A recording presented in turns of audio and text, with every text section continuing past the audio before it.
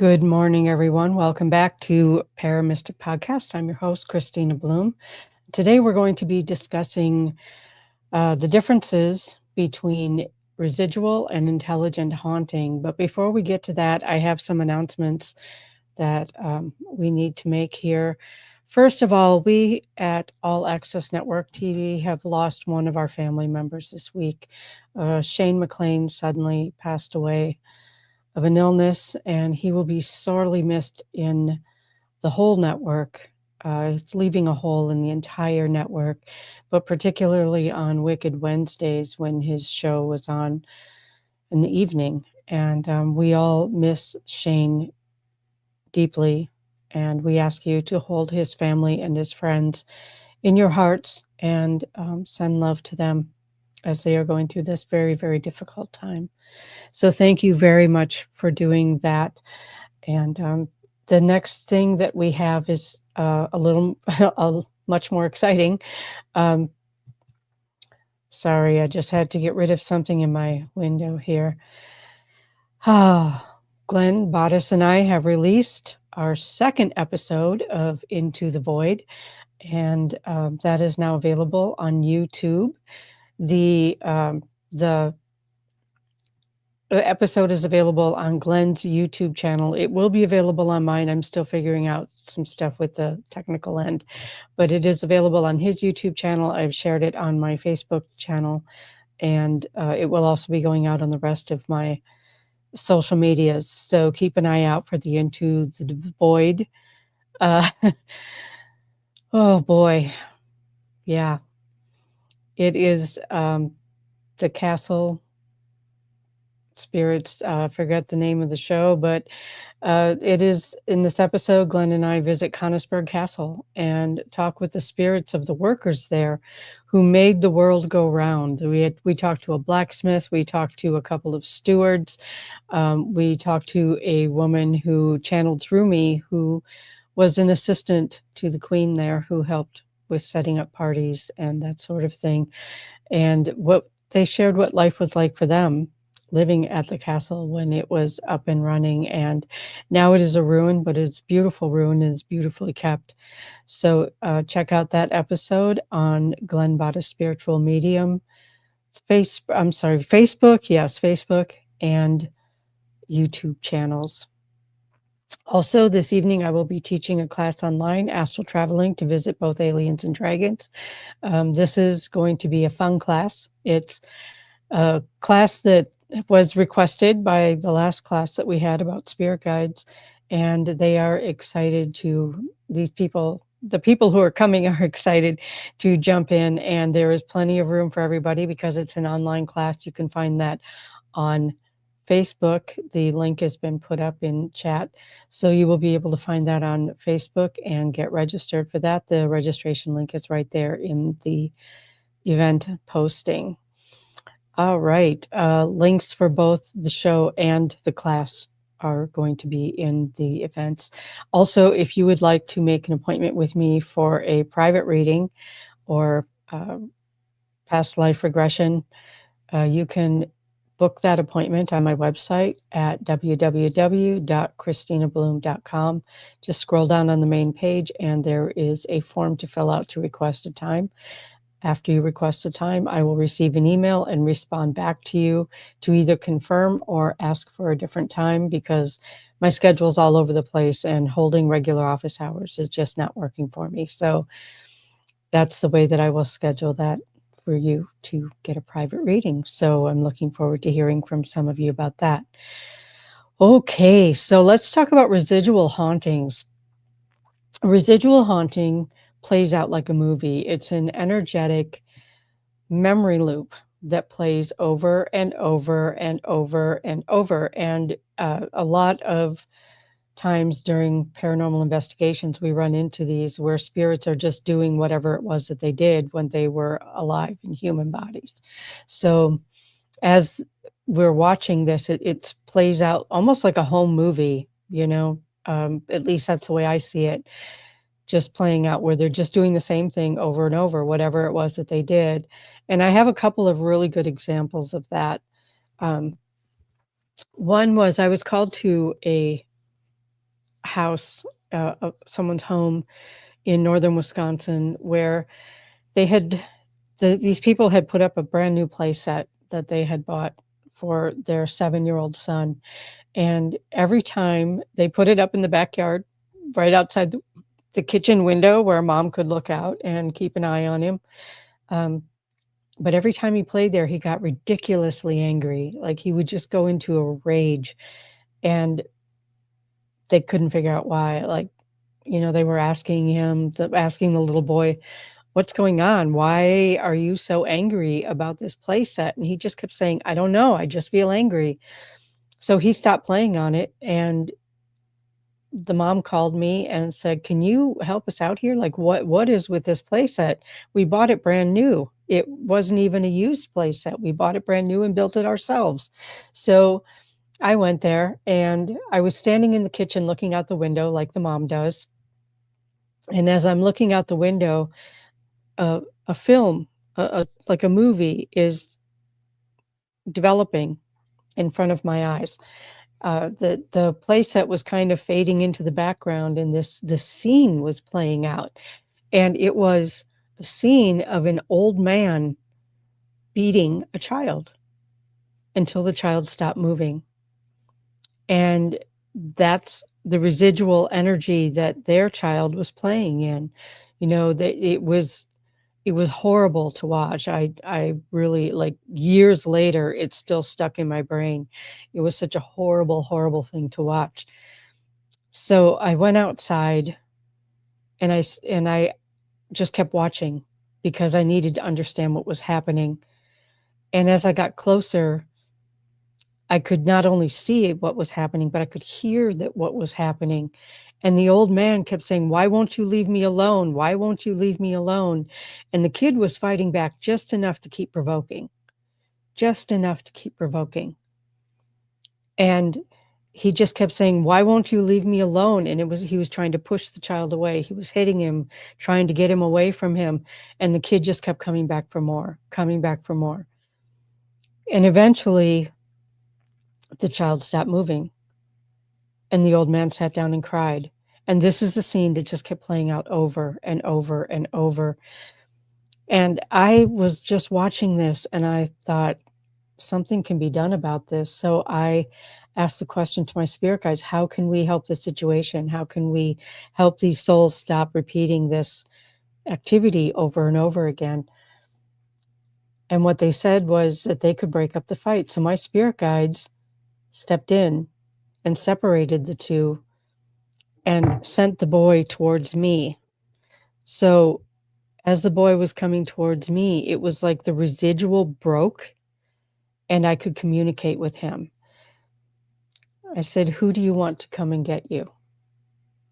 And he said he wanted his grandmother to come and get him. But before I called his grandmother, I asked him what was happening here. And he told me his whole story. He was being horribly abused at home. He couldn't stand going home anymore, but they were in a very isolated area, very small town, nowhere he could run. Every time he tried, somebody sent him back home to where he was being beaten.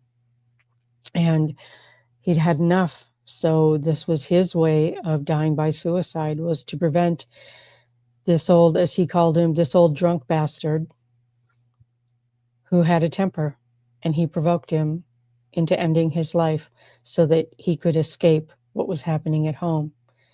And the tears were just streaming. I couldn't, like, it was just so sad that I couldn't stop crying.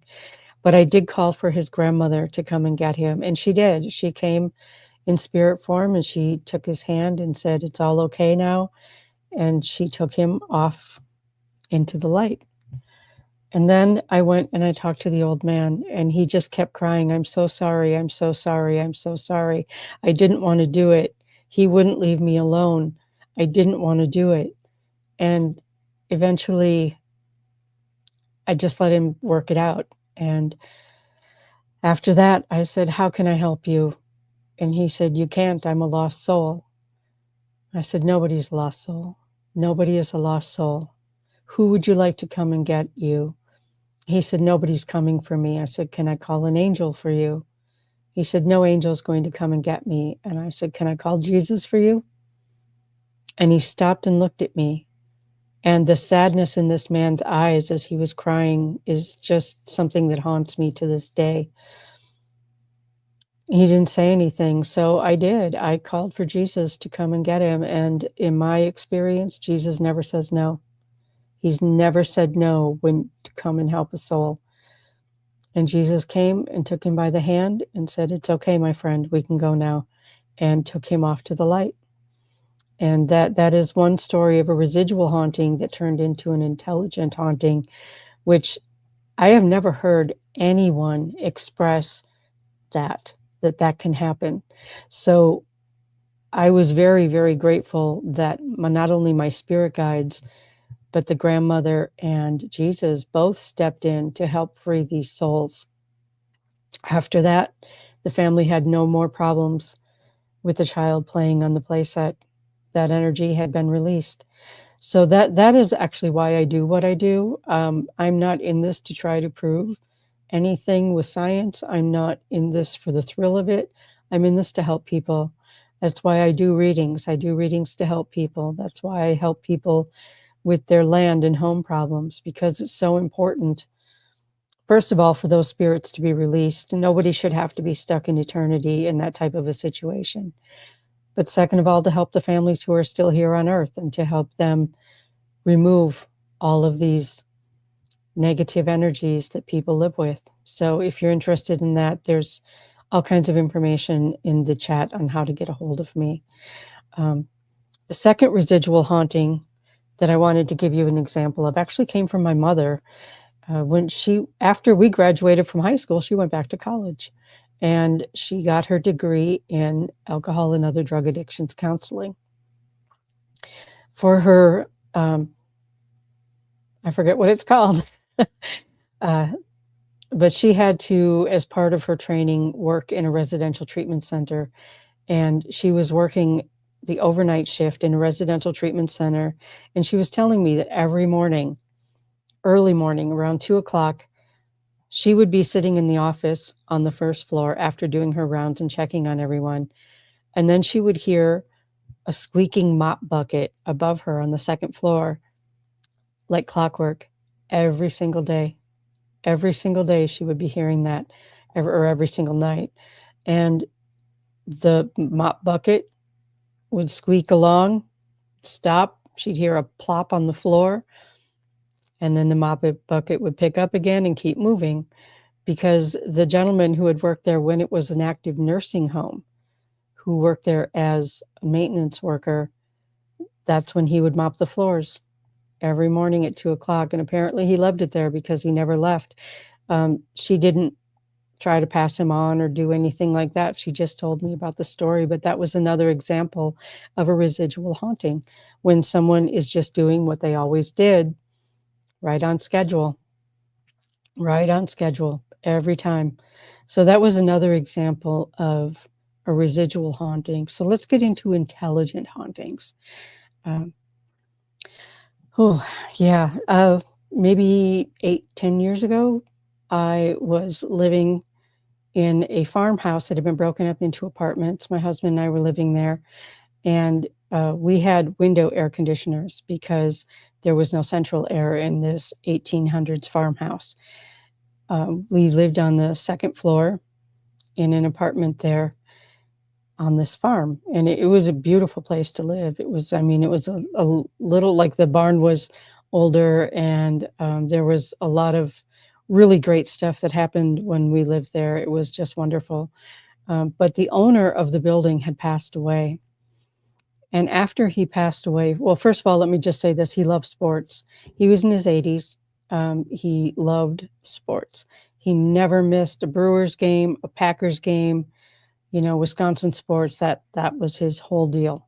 So after he passed away, and this was in the summer, so baseball season, I was sitting in my office, and there was an air conditioner in the window that was running. I was trying to work on something, and I kept hearing this baseball game. It was driving me crazy. Like, I am not a sports person, and if I was going to watch a sport, I'd be watching it, not listening to it. because I just don't care enough to visualize it. But I kept hearing this baseball game, and it sounded like it was actually happening. So I went online and I checked the Brewers schedule, and yeah, they were playing an afternoon baseball game that day. So like I said, I was working, I was on my computer, and this game just kept going and going and going, and it was really disruptive because the game was actually louder than the air conditioner itself. I'm like, "Why is this happening?" And then it occurred to me, Bob loved baseball, and nobody was living in his apartment at that time, so he wasn't there was nothing running for him to easily listen to his baseball game. So and he had just passed away, he hadn't figured out, like, how to turn everything on and all of that. So, he was listening to it in my apartment, and we had an air conditioner running also in the primary bedroom, so, I'm like I finally just said, "Bob, please, please, can you go in the other room and listen to the baseball game? I have work to do, and I'm trying to get it done, but this is disruptive." Just that fast. I stopped hearing the baseball game until I walked past the master bedroom to go to the bathroom, and it was playing in there. So he was in there listening to the baseball game. And that is an example of an intelligent haunting because he interacted with me, he listened to what I say, and he obliged and went in the other room. So that's a really that to me that's a sweet example. I really liked Bob. He was a good guy. You know, he was just a really nice person. And that was just really fun for him to be able to just hang out and listen, you know? So it was cool. My other example of or at least another, I have so many, but I just chose a couple of each. So Starvation Heights. Starvation Heights was a place in Olalla, Washington, where, Dr. Linda Hazard, who was a self-described physician, uh, murdered people. She starved them to death. That's why it's called Starvation Heights. But she concocted a scheme where she convinced rich people that they needed to do this fasting cleanse. This fasting cleanse, it was going to save their lives. It was going to make everything better. And the thing is that there's no evidence that any of these people were sick. She was just after their money, which, you know, that still happens today sometimes. But she convinced these people to come and stay at her sanitarium where they would, you know, be able to have medical observation while they were doing their fasting. It was completely safe, all of this. And what she would do was eventually she kept them fasting for so long that they starved to death. And, you know, I went on this investigation with my former group, my former paranormal team, and we did a cleansing of the building, and Dr. Hazard was there in that building. Her spirit was there, along with many others. But this place, I'm just going to give you some background on it because it was horrible. It was horrible. I mean, the house was old and falling into disrepair. The current owners had built a new house on the same property and were going to knock down that house, but they wanted to make sure that all of the spirits that were stuck had the opportunity to leave. So as we were there as a team, and we were quite a big team, we had 5 psychics, and we had I don't even know, like, how many tech people were there. I have no idea how many tech people were there, maybe 10, I'm guessing, and we all camped out there. We all brought, you know, sleeping bags and camped out there. But when we did and we went into the basement, and the basement of this house that was used as a sanitarium had a dirt floor. Again, very, very old building, had a dirt floor, and there were still cages in the building. There were still cages where and dirty, thin mattresses where she would put people who tried to escape. So, you know, these people are paying to be there, and she's holding them prisoner, you know, as they're trying to escape. Also, in the bathroom of this house, there was an old ironing board, and that's where she did the autopsies on the people who starved to death. So this place had some really heavy energy. And it was just very, very intense type of a situation. So the psychic team, which I was on, we opened up a portal in the basement to allow any spirits who wanted to go through it and escape from this to go through to the light. And this was a part that just brought tears to my eyes because we opened up the portal for the entire land, for the entire piece of property, which went down into a ravine behind the house. And as we opened up this portal, all of these spirits, even from the ravine, like old, ancient native spirits that were still stuck there from wars between native tribes, and even some animals that went. And the way that I envisioned it was this big staircase. It looked like kind of a marble staircase to me, but where these spirits would come up and they would start going up the stairs. And at the beginning, they were crawling. They were just kind of weak and crawling up the stairs. And as they got higher up and more into the higher vibration, they would be standing up and walking. And some of them came back to help others who wanted to escape this. But now I'm going to back up the story a little bit. And before we got to that point, when we had opened the portal, but we hadn't started, people hadn't started releasing yet, I had my handmade drum and I was walking through the entire building, just playing a heartbeat on the drum, just boom, boom, boom, boom, boom, boom, walking up through the building and just allowing, just saying, anyone who wants to leave, we have opened a portal for you to leave. You're free to go. You're free to go. And this doctor, Linda Hazard, like got right up in my face, like right here, and just screamed, "Stop that infernal racket." Now, I know she was in spirit, but I felt that spit hit my face. I felt it. It was a cold and damp day anyway, but I felt that hit my face. And I said, "You're free to go. I'm not going anywhere. This is my house." "Okay, but we're letting everyone else go." And she was very, very angry about that. So that was my experience with her as an intelligent haunting, where she just really got right up in my face. And also, that is the only time I've been injured by a spirit, because I was sick for months afterwards. It turned into a sinus infection. I got really, really sick. It went systemic, which sinus infections typically don't do. But yeah, I got very, very sick from that interaction afterwards, after we were done with the investigation and the release. But going back to watching these others go up the stairs, it was so beautiful. I still feel it in my heart.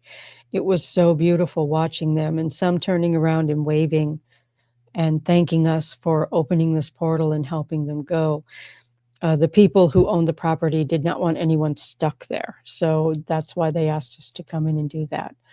That part was a beautiful, beautiful experience. And again, intelligent haunting. So those are two examples of a residual haunting versus an intelligent haunting. An intelligent haunting, they will interact with us. In a residual haunting, it's like watching a movie. But again, I have been able to interrupt a residual haunting with the people at the boy and the old man at the play set, and be able to help them release and go their separate ways into the light, and all is forgiven and moved on. So there's times when that can happen, where you can turn a residual haunting into an intelligent haunting and help those spirits release. So also the same spirits, like you can have one spirit who can in some ways be residual and in other ways be intelligent. And I'm going to use my grandmother as an example for this. I know I did a show a few weeks ago talking about my grandparents' house. and my grandmother's shoes walking down the stairs in the mornings. And that happened for a while. I'm going to say maybe a few months after she passed, that happened every day. She would get up, and for some reason, my grandmother always wore shoes, whether she was in the house or not. She always wore shoes. And I would hear her shoes walking down the stairs. And if I got up and looked, I could see her shoes walking down the stairs, going from the upper level down. So that was her residual part of it, but also the intelligent part of it, where when she switched the tablecloths at Thanksgiving, that was an intelligent move. That's not something that happened more than once. It was an intelligent move. Also, I would hear her talking to my grandfather, and sometimes I think he heard her, and sometimes I don't know that he did, but he had Alzheimer's. So, she was always with him, always with him. And it was confusing because I looked so much like her that sometimes he thought I was her. But she was both she did both residual and intelligent haunting. So both of those things can happen at the same time with the same spirit.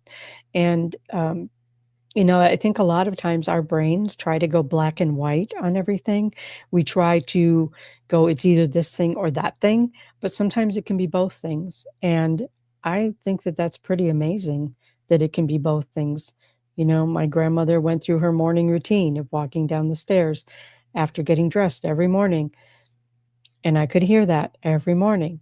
So, it was kind of interesting to me that that was my first encounter with that type of dual haunting, with someone who had been in a body and left a body, but now does both intelligent and residual hauntings, and probably emotional hauntings too. She loved her house. Oh my goodness. I'm just going through my notes here because I don't want to miss anything. That's okay, Anthony. You can listen to it later. So another thing to remember is that if a spirit doesn't want to talk to you, they're not going to. It is entirely up to them. If they don't want to talk to you, they're not going to. An example I may have given before, I don't remember if I have or not, but I was conducting a paranormal investigation as part of a retreat, teaching my intuitive view class. And we were in the basement of an old building, an 1800s building that was also a retail center. A friend of mine worked there and was able to get us in to do an investigation. And so I had my class there, and I had invited in some other paranormal investigators from that area to come in and do the presentation and to show how to do a paranormal investigation. And they had set a K2 meter in the middle of a circle. We were all in a circle in the basement, and had set a K2 meter in there, and he was inviting the spirits. This other paranormal investigator was inviting spirits to come and talk. And I was watching the whole circle, but on the outside of the circle on the other side was a spirit standing there with his arms crossed, just like this. And he's like, I'm not talking to him. I don't like him. I'm not going to talk to him. I'm not going to do that. I'm not going to make that device go off. I'm not going to. I'm just going to stand here and talk to you. So he was talking to me, but he would not talk to that device. He refused to talk to that device. And that's an example. They can refuse to talk to us. If they don't want to, they won't. And if they don't like your energy, they're not going to talk to you. It's that simple. So there is that too, where just because your machines aren't showing something doesn't mean that there isn't spirit activity there. Maybe they're just not talking. Maybe they just don't want to interact with you. As my friend Rez calls it, stupid human tricks. We want them to do the same thing over and over and over so we can prove scientifically that they are there. And they don't care. They don't care what we're trying to prove. Not on them. They don't care. They don't want to talk. They're not going to. So, there is that too. So just because you're not getting any type of response when you're trying to communicate with spirits that might be somewhere where you can feel it, there's something going on, but they're not communicating, it's because they don't want to. They don't want to perform a stupid human trick for us. And you know what? That is 100% their right. They can do that. So, I would also like to say, if you have any paranormal stories that you would like to share, please send them to me. Please send them to me at psychiccristina67@gmail.com, and I will share your stories on the air. So, I really want to thank you all for watching this, but I also want to get into the comments and see if you have any questions that you would like for me to answer. So I'm just going to click out of this right now, and here we go. Let's see, we got some comments here. Anthony is the only one that I can see commenting. Anthony, thank you for showing up. A stupid human trick is a good way to see that. But if anyone else has any comments or questions, please feel free to ask them. And if we're done with the show before you get a chance to ask them, that's fine. You can just send me an email again at KristinaBloom@gmail.com. Scratch that. PsychicChristina67@gmail.com. Yeah, I'm going to put that into the chat because I've probably confused you all already so much. Let's see. At gmail.com. There you go. There's my email address where you can send your stories or questions, and I will happily share your stories. Please feel free to reach out to me to make an appointment, either at that email address or on my website, KristinaBloom.com. I'd like to thank you all for your time, your attention, and I hope that you all have a great week. I know this show is a little bit shorter than normal, but that's okay. I really just appreciate your attention, and take care, and I'll see you all again next week.